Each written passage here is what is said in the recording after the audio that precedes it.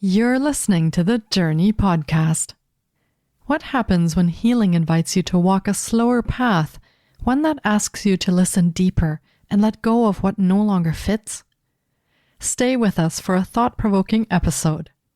This episode contains adult subject matter, and some listeners may be triggered by this content. Listener discretion is advised. Hi, I'm Petra Brunbauer, and with decades of experience with sadness, pain, anxiety, and stress, I finally figured out how to leave all that behind. And this podcast shows you how to break free permanently so you can reclaim your sanity and find the self-esteem and energy to go after the life you desire. With real talk about mental health, holistic healing, and the tough journey of coming out the other end. This is the Jōrni Podcast. Welcome to today's episode. In this episode, we explore how trauma can become a gateway to profound personal growth, guided by insights from decades of experience across both traditional and alternative healing modalities.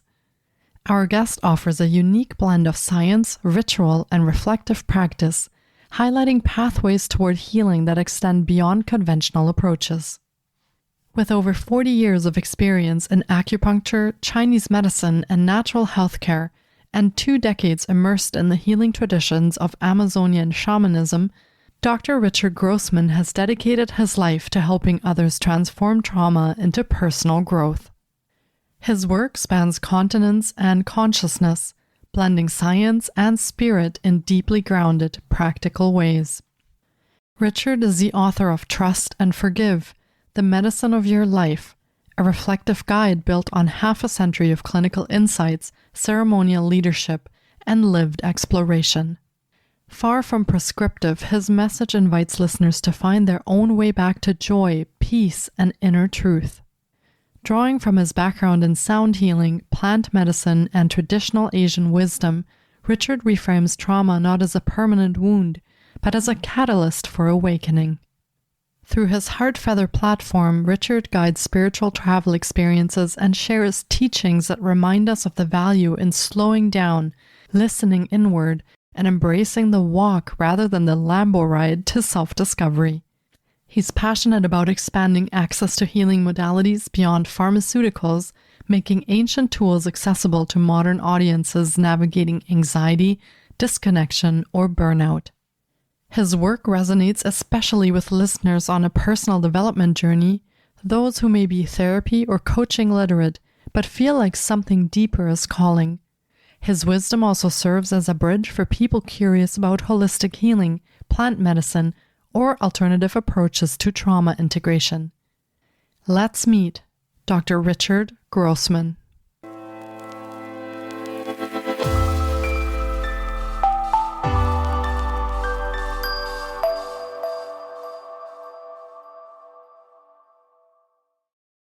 Hi, Richard. It's so great to have you on the podcast today. I've been looking forward to getting to chat with you because transforming trauma is such a deep topic all on its own, and we'll be talking about some specific facets of transforming trauma today that are in your wheelhouse and that you're passionate about. I very much look forward to that. Welcome to the podcast. Thank you. It's a pleasure to be here. Yes. Pleasure is all mine, and I feel this is a topic that has many angles that we could talk about and that we could come at this with. So let's dive in and start with a little bit about you, Richard, and maybe a little bit about your story, your journey, and how that connects together to what you do today. Yeah, thank you. My life has been interesting. It's been full of intense experiences, and it's been full of magical experiences. And pretty much my story started with trauma as a young lad of about 5 years old, 4 or 5, I don't really recall which. I was in a bicycle accident where the tip of my index finger was amputated. And to say that it hurt would be the most deep understatement possible. There's a map of the brain called a homunculus, which kind of takes the brain and imposes the body on it. And it shows what parts of the body are major areas of focus. And surprisingly, there's some parts of the body you think were huge parts, but they're small parts.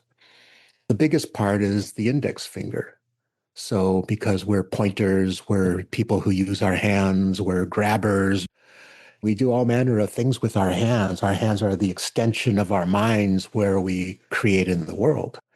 So having that and a traumatic accident really affected my life for many, many years.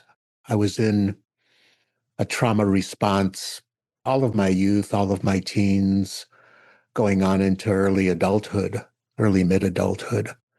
And it happened before trauma was even recognized or PTSD was even recognized as a diagnosis. So the amount of care, the types of care the small, tiny amounts of psychological care I received or therapy that I received for this was ineffective, to say the least.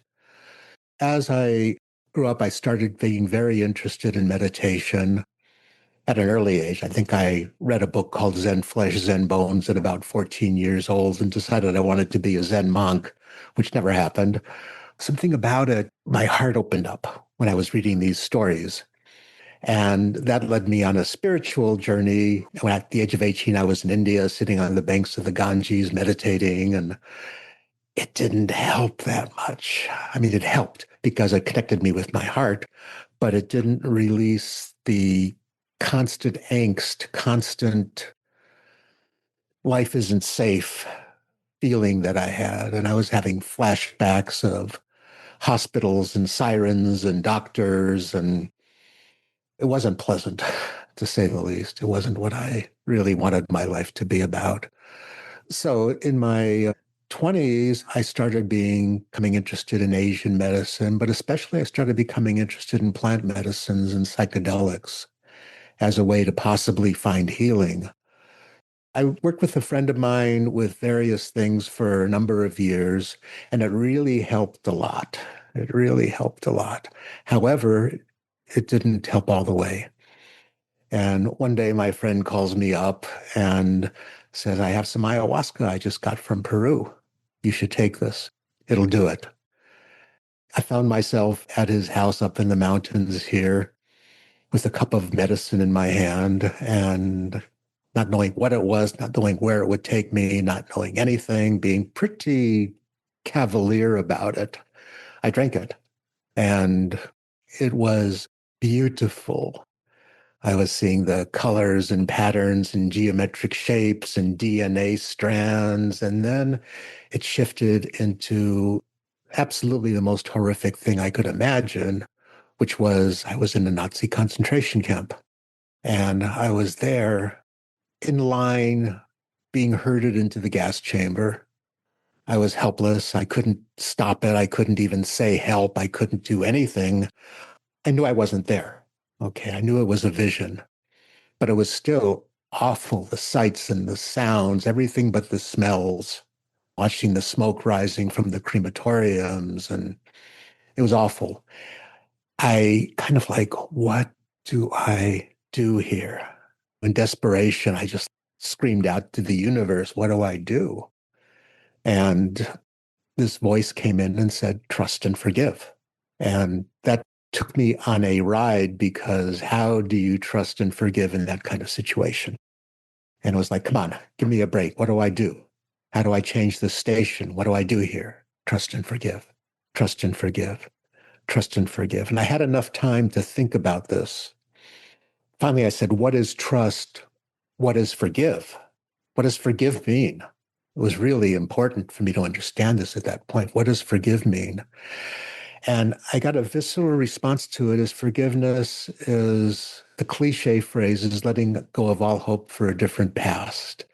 But the actuality of it was I had to surrender that part of my experience to time and let time wash it away, which time will do anyway with everything.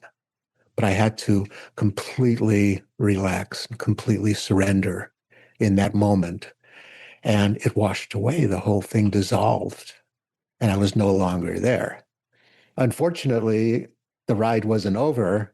And I had probably 10 more visionary states going back through time of horrific situations, Vietnam War, Roman Colosseum, various places where humans were abhorrent to other humans.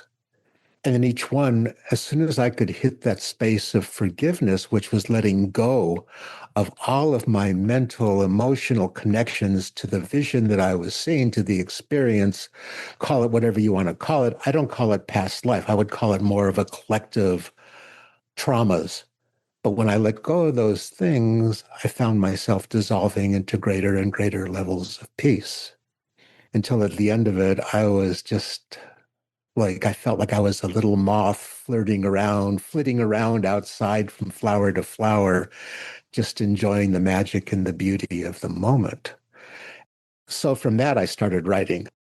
This experience went back so far that it was pre-human, that I was having a vision of being a pre-human. I don't know, about 4 feet, 5 feet tall, running through the jungle, so happy having an animal on my back that I was going to bring to my people. And when I got to my people, they were all slaughtered. I was in a clearing, they were all dead. And I came out of the vision then. I didn't complete that healing because it was so traumatic.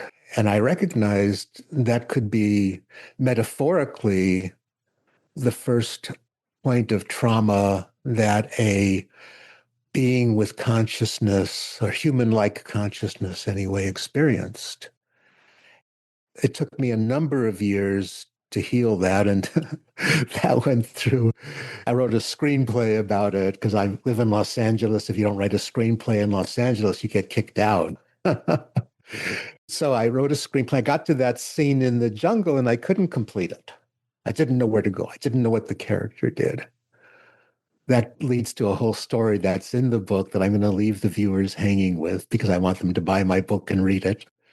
But ultimately, through utterly magical circumstances, utterly weird coincidences, I got to a place where I went back into that pre-human trauma and was able to work it through to where the, what should I say, character, the main person in that story, which was an aspect of myself, was able to forgive even that and to trust even that.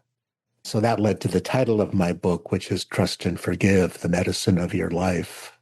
I started working with various medicines myself and started working with very slowly going from person to person that I knew that needed help and trying to help them through their circumstances as well. Ultimately, I ended up in the Amazon studying ayahuasca. It took me 10 years from that first experience to get to the Amazon. And it was 10 years of my being a doctor of Oriental medicine because currently I was in school. And actually, when I had that experience of ayahuasca, I had just graduated school. And it was in that wonderful, horrible, amazing, terrifying situation of having patients sitting in front of me telling me their problems, and I have my needles and my herbs and my nutrition. And it was often like, what the F do I do here? And I was successful. I loved it. But then I wanted to change into something that was deeper, which was the plant medicine world. And ultimately, I resigned from being an office acupuncture practitioner. And I never liked being in offices and had the freedom to travel and share my knowledge and share my work with people all over the world. That's my basic story. Wow. Thank you so much for sharing that. And I feel like there is so much life and experiences in what you just shared with us. That was the very surface. Yeah, I feel like that's just the tip of the iceberg. So, yeah. And to think that that all kind of started with the tip of the index finger, and there's so much underneath that. And I'm kind of just guessing, but I mean, you would know because you spent a lot of time practicing Oriental medicine and plant medicine. Is that like that for most people that you meet? That there is some kind of surface level thing that happens or a surface level trauma, but there's just so much underneath there that we're not even conscious of. Is that what you have found in your practices and your travels as well? Absolutely. We are complex critters. Human beings are complex. And there's so much that we kind of assume but don't know, like past lifetimes, for example. So a lot of people assume they have past lifetimes. Why were they all kings and queens? I don't know. We carry this collective trauma as human beings. Where I read a book once, I think it was a Doris Lessing book, and one of the quotes in it that really hit me was, Earth is such a nice place. The only problem is the monkeys got out of control. In a way, we did. In a way, we went from being simple jungle creatures to being incredibly complex creatures with religions and religious trauma and society and societal traumas and wars and torture and all of these horrible things that are counterbalanced to some extent by Bach and Beethoven, Da Vinci, and people of today who are absolute geniuses and sharing such magic and beauty. If I look at this and I'm really honest with it, all of the negative things are related to unprocessed trauma. The cliche, hurt people, is a cliche because it's absolutely true. My feeling is that if one person transforms their trauma, they have created the space, maybe it's just the tiniest space, but they've created the space for others to also help heal that trauma. Like you have a flock of geese, and the flock of geese are flying, and this isn't true, but it's a good metaphor. Okay. So the first goose knows where it's going. The rest of the geese are following the butt of the goose in front of them. They don't know where they're going. So if the goose at the front of the flock is going in the wrong direction, all the geese go in the wrong direction. If the goose is going in the right direction, all the geese go in the right direction. And again, this is metaphor. It's not true. So what happens when more and more people process their traumas, get to a place of trust and forgiveness, release their angst, release their desire, unconscious desire or conscious desire to hurt other people, this can create the space for a world being a better place. And oh boy, is it necessary. Yeah, I completely agree with you. And what I find very interesting is that in your story, you also shared that you tried different things that we would maybe consider today as sort of the go to stress relief things that we do, like meditation, yoga, those kind of things. And you found that they did something, but they didn't resolve your connection to that trauma entirely. So, is this kind of resolution or this kind of healing only possible with plant medicine? How does that work for people that you have seen in your practice? I feel like not everyone, of course, has access to plant medicine or ayahuasca. Some people also might be quite frightened of the thought of trying that. So, where does that sit when we're talking about people wanting to look at and resolve their traumas? Is that the only way through plant medicine? Absolutely not. Absolutely not. Going back to that idea of the goose, again, I've traveled a path that led me to the state of trust and forgiveness, that led me to, for the most part, I mean, there's still shadows of it there. I don't think some things never fully heal. The loss of a loved one never fully heals, no matter how much work you do, never fully heals. And I think that's part of what makes us human as well. But the fact that many people are finding this path through plant medicine, I believe fully that that creates the space for others to do it without the plant medicine, because we can't all do it. It's not physically possible.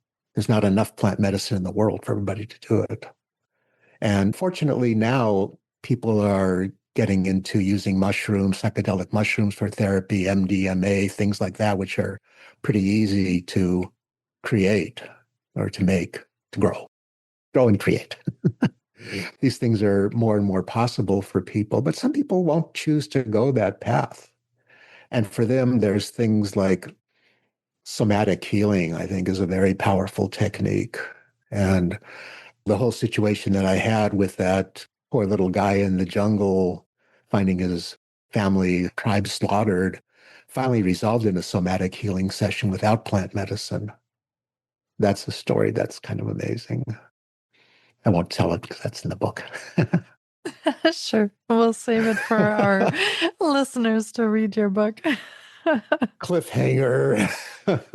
Somebody is going to have to message me after this podcast if they read your book and actually let me know what the ending to those stories are, because I'm very curious. So, yeah, Yeah. absolutely.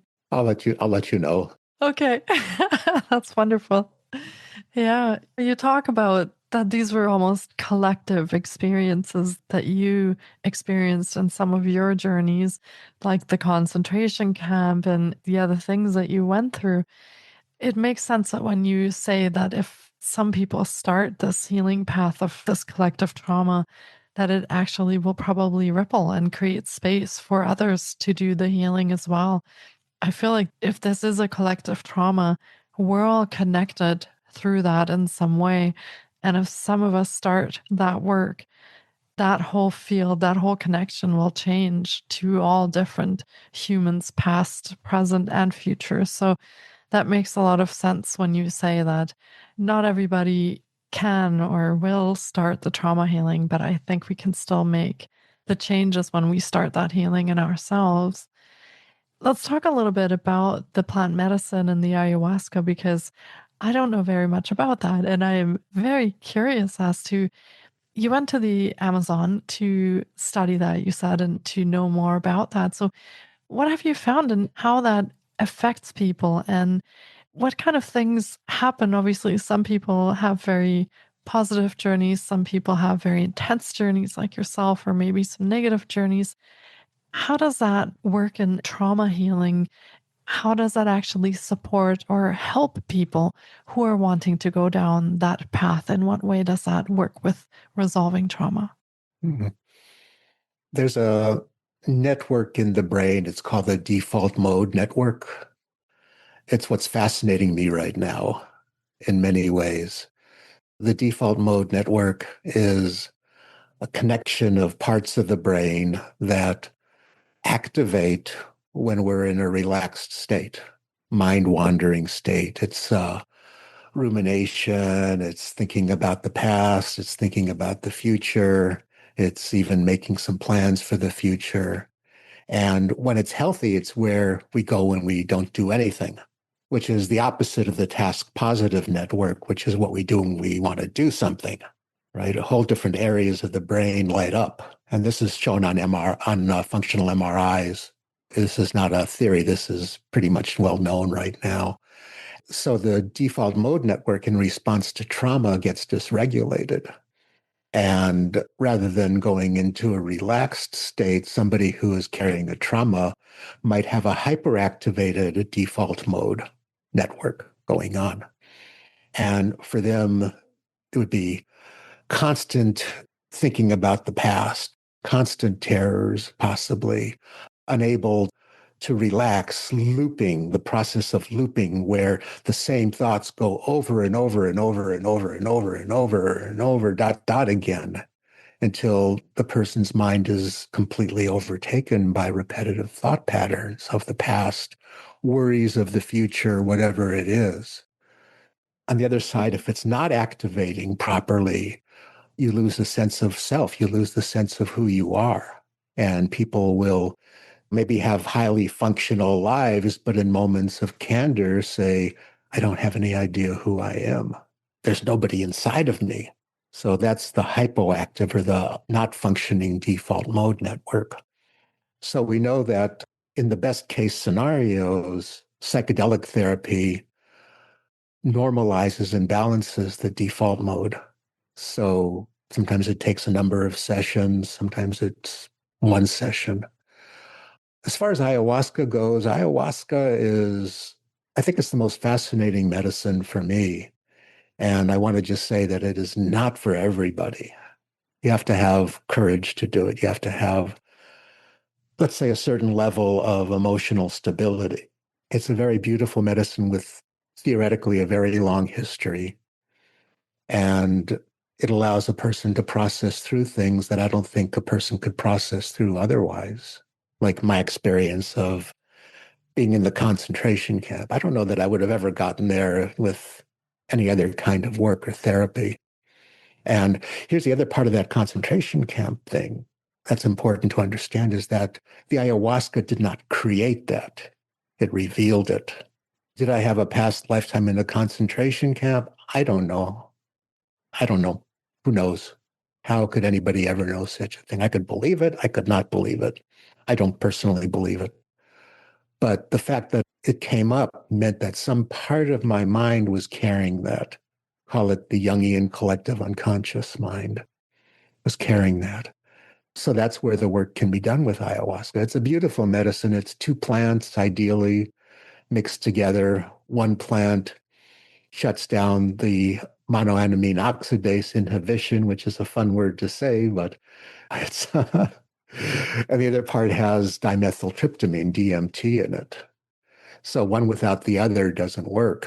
And when they come together, they create magic. In that first experience I had, I knew that I wanted to work with that medicine. I knew that it was my future. And going to the jungle was amazing. For people who want to do it, I would counsel great caution, because there are many people who lead ceremonies now who are not qualified or kind of very cavalier about it, almost beyond cavalier, hubris, go down and have a few weekends or a few weeks in the Amazon, and spirit tells them that they're now a shaman, and they come back and start hurting people with their incompetence. So always do due diligence on the person who's leading the ceremony. And there's some people who are using it for absolutely negative purposes, to control people, to create almost cults out of it. And that's really a danger that I think has to be very much top of mind awareness of anybody who wants to work with medicine. Yeah, I suppose that's always the double-edged sword with everything that we do. We can use it for positive. We can also use most of it for negative. So, yeah, some wise words. And on that note, how would people know that they're actually working with someone who's trustworthy when they want to undertake a healing journey like that? I imagine that you've probably had your fair share of experiences with this. So, any thoughts that you have for our listeners if they're curious and they'd maybe like to consider that, think about it, or try that? How would they know that they have found somebody that would be trustworthy in this? Such a good question, and I don't have a great answer for it. First off would be to do work, your own work beforehand, so that you know what you need, you know what you want. The second thing is to be very aware of your heart. We have this heart-mind dichotomy, and the mind can be convinced of a lot of things that aren't true. The heart is generally wiser about things. So if something feels wrong, pay attention to that. It may or may not be wrong, by the way, but if something feels wrong, pay attention to it and really observe. Try to meet the person you want to work with beforehand. That's not always easy, but a competent ceremony leader would meet with people either in person or, as we are doing right now, on Zoom or some kind of visual content. Listen to their words, listen to their heart, watch for any kind of messages that might be self-aggrandizing. If they're puffing themselves up as a great shaman, be careful. They may be, they may not be. Be careful. And discrimination is so important.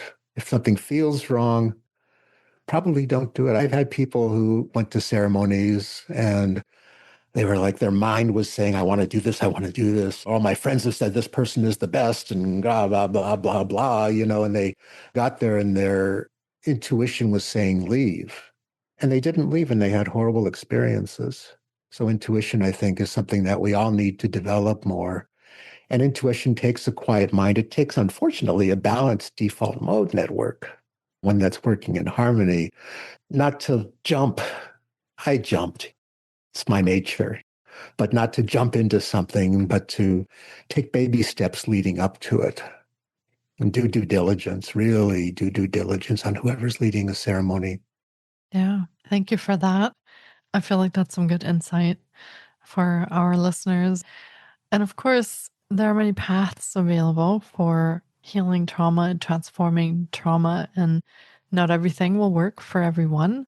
As you expressed, there are some people that will find their way through plant medicine, others that will find their way through maybe other therapies or other work. So, always important to tune into that and feel into what feels right for you and what feels right for your path, for your own healing and your own transformative changes. So, thank you very much for sharing that. And you were telling me that you work with people as well and you do some consulting. So, would you like to share with our listeners a little bit what you have available or how people could connect with you and what kind of things they could work on with you? Sure. I have a website called heartfeather.com. And up at the top of that page, there's a little button that says schedule an appointment. And if that gets clicked, you'll get to a place where you can schedule an appointment with me. If you know you want to work with me, you can schedule an hour-long online consultation.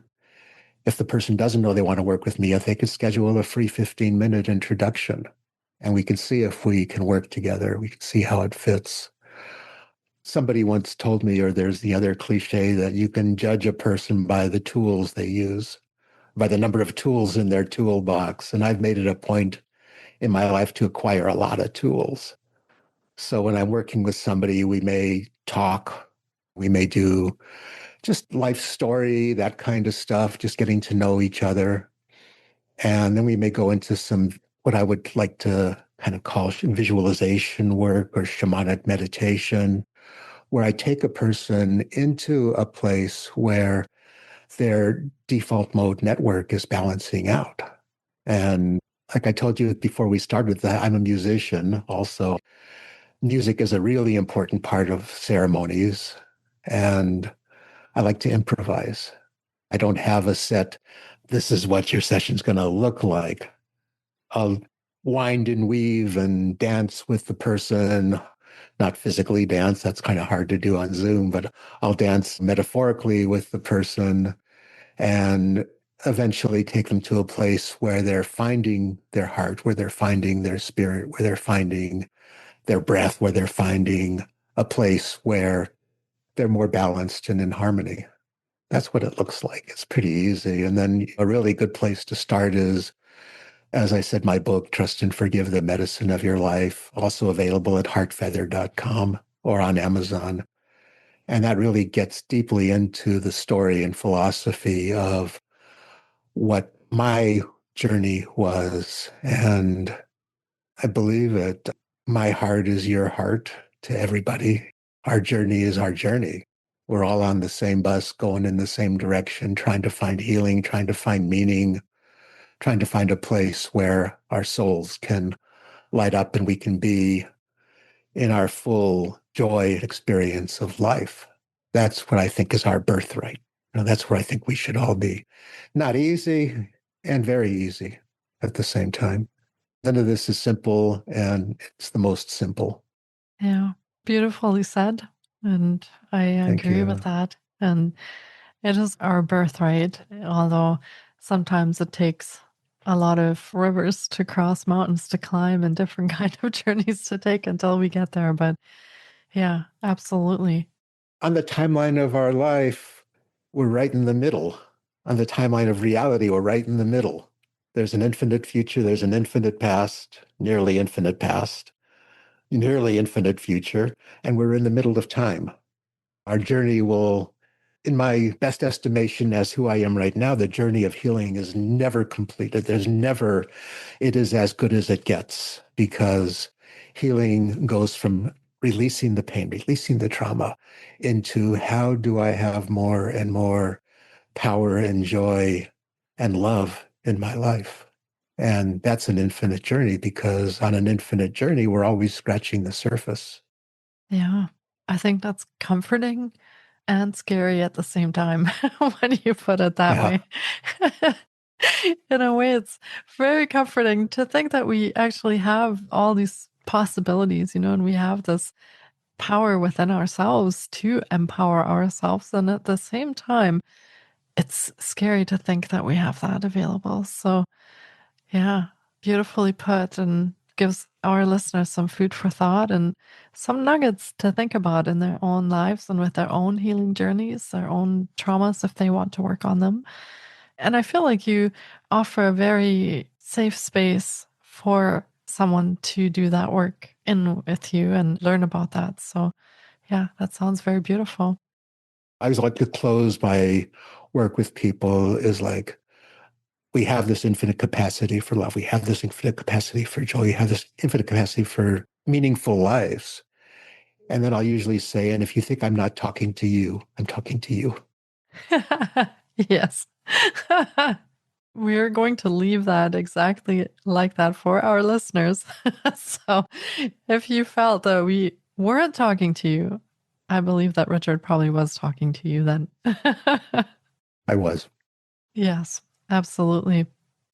And we will be linking to all your offerings, Richard, in the show notes as well, so that our listeners can find out where to connect with you. They can find your website and they can decide in their own wisdom whether this is right for them, whether this is something they want to start and work on. But I have a feeling that when you journey and when you take the time to look at your traumas and start resolving them, there's a very beautiful thing that happens sort of on the other end. And as you said, this is more of an infinite journey. There's not really a goal or an end time to this.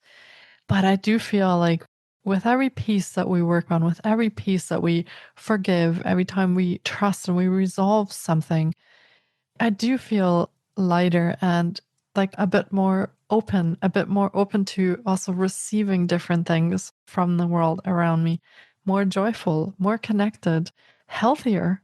I do feel healthier as I work through different pieces of trauma. And I feel that is sort of the thing that we get as we're journeying along. We get to return to ourselves more closely connected, more open to the world around us, maybe more open to connections with other people around us, which we previously weren't able to hold space for. So there's beautiful healing that happens through these journeys and through resolving our trauma. So thank you very much for doing this beautiful work. Thank you for taking the time to come here today and share that with our listeners and with myself. It has been an absolute privilege to host you today, and thank you so much for being here. Thank you so much. Again, we will be connecting our listeners to you, and I'm hoping that everyone listening in who feels that they want to work on that or they have some trauma that they'd like to resolve will find their path and maybe find a path in working with Richard as well. Thank you so much for that. Everyone, take really great care of yourselves, and we'll see you in our next episode. Thank you so much for taking time out of your day to listen in. If you enjoy the Jōrni Podcast, please support us by subscribing, sharing on social media, and leaving us a review. We appreciate you.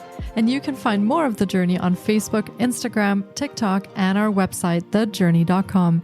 Sending you love and courage, and see you next time.